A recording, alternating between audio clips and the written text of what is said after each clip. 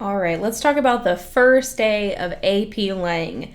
And I might overthink it like I do everything else in teaching, but you want to set a tone of what your class is going to be like.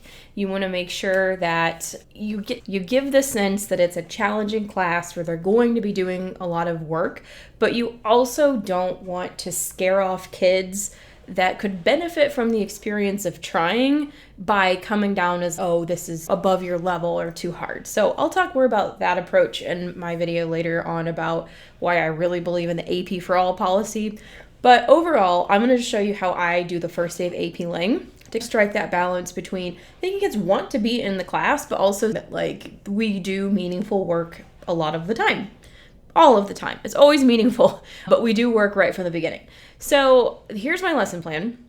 And by the way, you can get this whole lesson plan for free because this main activity that I do is something that 10,000 teachers have downloaded. So that is in the description and you can find it there along with a walkthrough video just for this lesson specifically.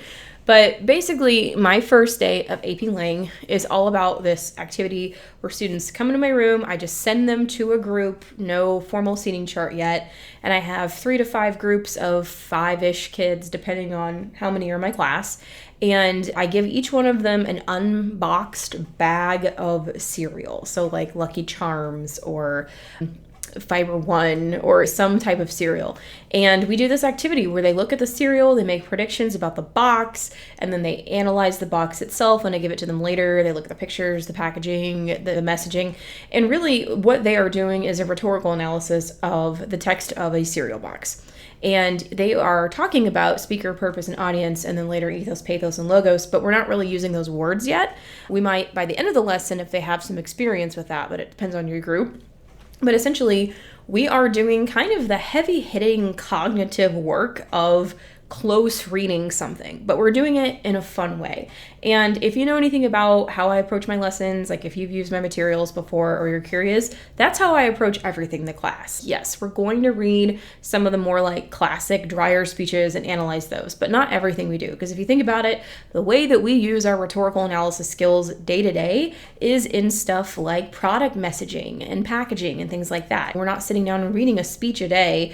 We're trying to make sense of the flood of information and visuals that's coming to us constantly in this 21st century that we live in, or the 22nd century if this video has held up for a really long time.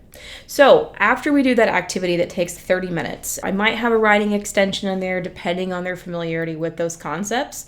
I might challenge them to write a thesis statement about that cereal box if they're really coming in strong with some good pre-AP stuff. And then after that, if there's a little bit of time left, only then might I get into some of the syllabus type things. That's mostly my day 2 focus because I have short class periods, but if you have block schedule, it might be time for you to do that. But I would never front the class with the syllabus kinds of stuff and policies because everybody else is doing that. It's dry, it's boring. I also wouldn't do a traditional icebreaker as well, 2 truths and a lie, that kind of stuff. Tell us a fun fact about yourself.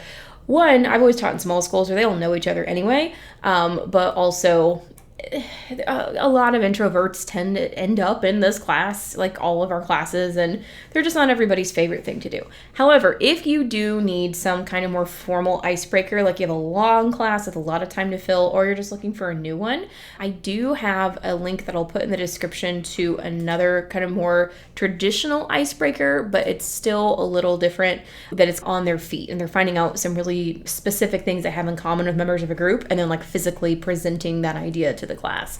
So that's another one to get them talking and to find things in common too. So I will link that as well. I have a whole other video on how this icebreaker works. But yeah, I hope those are good ideas for how you might start your first day of AP Lang. You want to set a tone that we do important work in this class, but you also want to set the tone for yourself as a teacher. So if you are the sort of person that has fun with it, goes outside the box, convey that, because while kids are figuring out their schedules and what's going to be a good fit for them if they still have choices, you want to show up authentic so they know what they're signing up for in terms of work and in terms of the person. All right, happy teaching.